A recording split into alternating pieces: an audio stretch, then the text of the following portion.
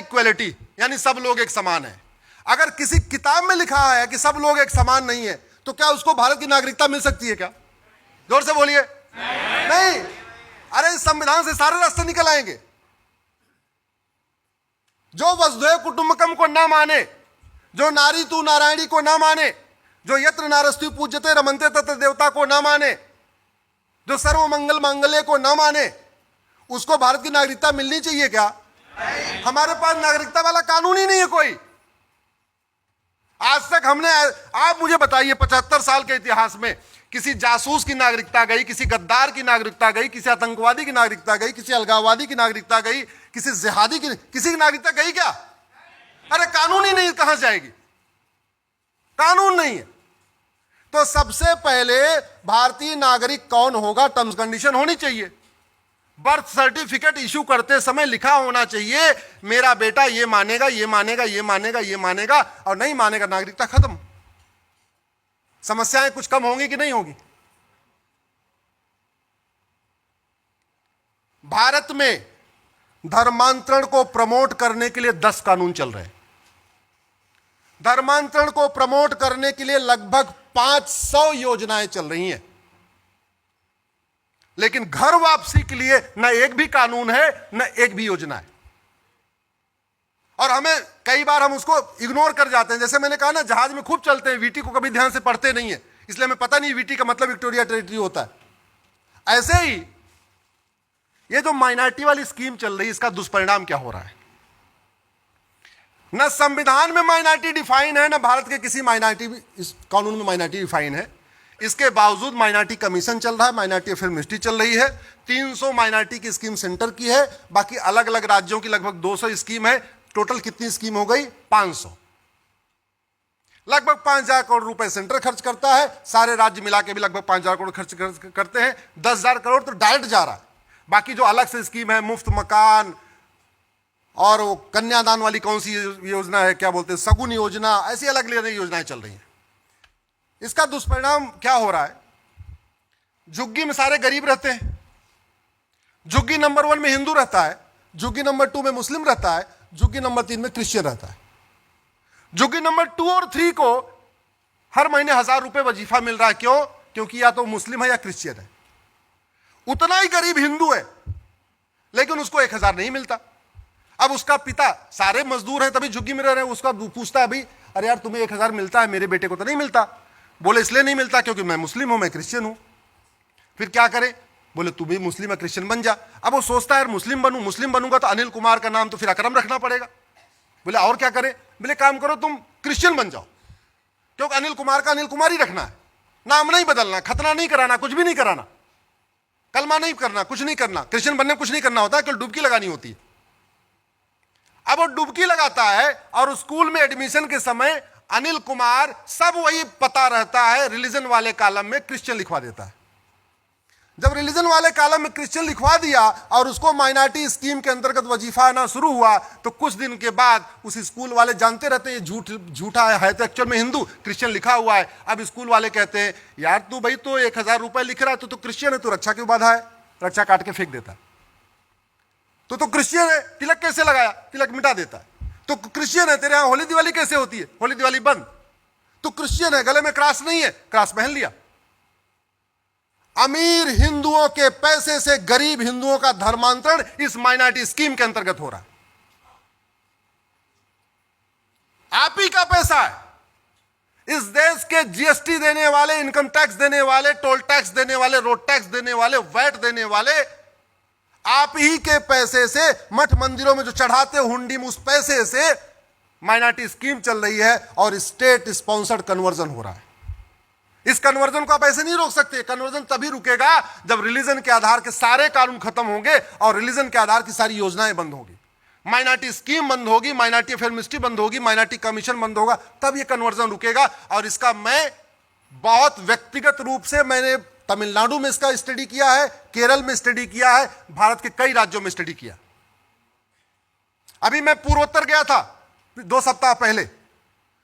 वहां हिंदू एक राज्य में 8% है, एक राज्य में 2% है, एक राज्य में 3% है, एक राज्य में 5% है।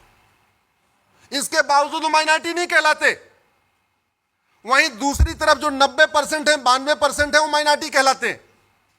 तो उनको सारी माइनॉरिटी स्कीम का लाभ मिल रहा है, तो धीरे धीरे धीरे धीरे वो कन्वर्ट होते चले जा रहे हैं।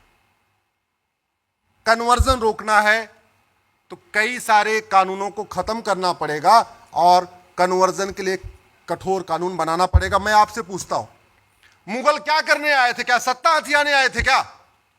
नहीं, सत्ता तो उनके लिए एक जरिया था। मुगल आए थे यहां की डेमोग्राफी बदलने के लिए, धर्मांतरण कराने के लिए। अंग्रेज यहां व्यापार कराने नहीं आए थे, यहां पे सत्ता लेने नहीं आए थे। ईस्ट इंडिया कंपनी और सत्ता वो एक जरिया था। मूल काम उनका था यहां हिंदुस्तान में क्रिश्चियनिटी को फैलाना। जैसे मुगल आए थे इस्लाम को फैलाने के लिए, अंग्रेज आए थे क्रिश्चियनिटी को फैलाने के लिए। ना हमने मुगलों का नियम कानून बदला, ना हमने अंग्रेजों का नियम कानून बदला, तो होगा क्या? वो जो फैलाव हो रहा है रुकेगा कैसे?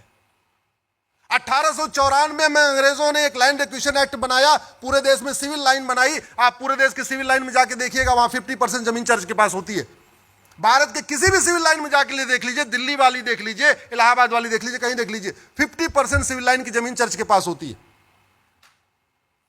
उनकी 99 ईयर की लीज पूरी हो चुकी है सुरेश जी। आज तक कभी डिमांड ही नहीं हुआ कि जब 99 साल की लीज पूरी हो गई तो जमीन वापस ले लो। 5 मिनट में खत्म करूं? ठीक।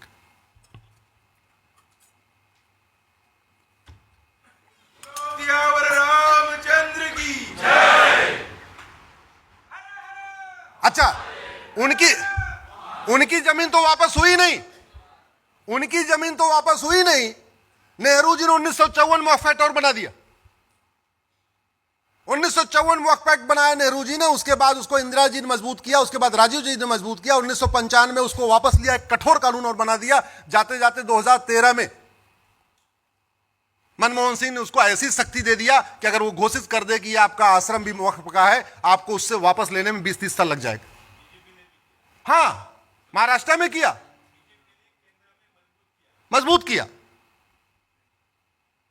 क्यों मजबूत किया? पहली बात तो हमें जानकारी का अभाव है। दूसरा, उनको पता है कि वक्फ एक्ट खिलाफ जो सेमिनार होगा इसी हॉल में, ऐसे हॉल में होगा, 500-800 के बीच में होगा। और रामलीला मैदान में नहीं हो सकता, ब्रिगेड मैदान में नहीं हो सकता, आजाद मैदान में नहीं हो सकता। और क्यों नहीं हो सकता? अवेयरनेस की कमी है। दूसरा, हमारे जो लोग परेशान है ना, जब तक हमें समझ में नहीं आएगा कि हमारा जो मॉडल है उससे इतने लाभ होने वाले हैं।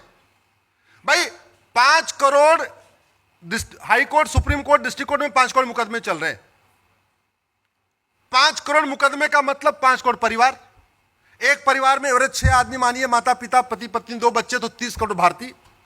अगर हम ये कहें कि जब राम राज्य आएगा या हिंदू राष्ट्र होगा तो भारत में जस्टिस विद इन मंथ होगा या जस्टिस विद इन ईयर होगा, 1 साल के अंदर मुकदमों का फैसला आ जाएगा, तो ये जो 5 करोड़ परिवार हैं हमारे साथ खड़े हो जाएंगे। खड़े होंगे? नहीं खड़े होंगे? तब रामलीला मैदान भरेगा, तब जाके आजाद मैदान भरेगा, तब ब्रिगेड मैदान भरेगा। जब हम ये बताएंगे, जब हम ये कहेंगे हमारा जो मॉडल है, जब हमारा ये आएगा, राम राज्य आएगा, तुम्हें थाने पे ज्यादा कुछ परेशान नहीं होना पड़ेगा, तुम्हें तहसील में परेशान नहीं होना पड़ेगा, तुम्हें जिले में परेशान नहीं होना पड़ेगा, तब वो हमारे साथ आएंगे। और डॉक्टर बदलने से बीमारी ठीक नहीं होती। यूपी में एक मुकदमा शुरू हुआ 1985 में, 40 साल बीत चुके हैं, उसके बाद अब तक 15 मुख्यमंत्री बदल गए। वो मुकदमा आज भी सबसे नीचे है। अभी चकबंदी अधिकारी के यहां है। अगर डिसाइड हो जाएगा एसओसी के यहां जाएगा, डिसाइड होगा डीडीसी के यहां जाएगा, डिसाइड होगा फिर कमिश्नर के यहां जाएगा, फिर डिसाइड होगा फिर हाई कोर्ट जाएगा, फिर डिसाइड होगा फिर सुप्रीम कोर्ट आएगा। उनके लिए हिंदुत्व है और हिंदू राष्ट्र से कोई मतलब नहीं है। क्यों? क्योंकि उनको हर महीने तारीख पे तारीख में परेशान है। वो परिवार 3 जनरेशन से परेशान है। हाँ, उस परिवार को अगर ये पता चल जाए कि भाई अश्विनी उपाध्याय जी या हिंदू जनजागृति समिति जो काम कह रही है, ये हमें 1 साल के अंदर फैसला दिलवा देंगे, वो पूरा गांव लेके हमारे साथ खड़े हो जाएंगे। जो लोग बलात्कार से पीड़ित हैं उनको पता चल जाए कि हमको 6 महीने के अंदर सजा हो जाएगी, जिसने लफ्ज़ जिहाद किया, लैंड जिहाद किया, इसको 6 महीने में सजा हो जाएगी, वो पूरे सपरिवार, पूरे गांव वाले हमारे साथ खड़े हो जाएंगे। तो हमें एक मॉडल देना पड़ेगा कि हम जो कह रहे हैं उससे इतने फायदे हैं, बिना फायदे के कोई आएगा नहीं। मैं आपको बता दूं, फिर हम छोटी छोटी कॉन्फ्रेंस करेंगे 1500 वाली, वो बड़ी कॉन्फ्रेंस या बड़ा रामलीला जंतर मंतर नहीं भर पाएगा। तो मेरा आप लोगों से निवेदन यह है कि एक बार आप सब लोग इस बात को समझिए। मैं तो अलग अलग वीडियो पे बोलता ही रहता हूं, जब तक संविधान में जो बदलाव किया गया, जब तक अंग्रेजी कानून नहीं बदलेंगे, जब तक मुगलों के कानून नहीं बदलेंगे और जब तक कांग्रेसी कानून नहीं बदलेंगे। कांग्रेस ने भारत को बर्बाद करने के लिए 50 कानून के आसपास बनाए। वक्फ एक्ट है, उसमें प्रेस ऑफ वर्शिप एक्ट है, उसमें माइनॉरिटी कमीशन एक्ट है, माइनॉरिटी एजुकेशन एक्ट है, ऐसे 50 कानून बनाए।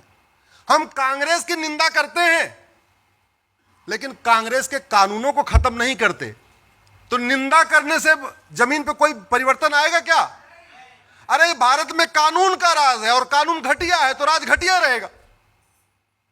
तो मेरा आप लोगों से आग्रह है, अपने अपने सांसदों को पकड़ना शुरू करिए, सांसदों को टोका टोकी करना शुरू करिए। अकेले मत जाइए, थोड़ा ग्रुप बना के जाइए। आप लोग बहुत अच्छा काम कर रहे हैं, हिंदू जनजागृति समिति इतना शानदार काम कर रही है।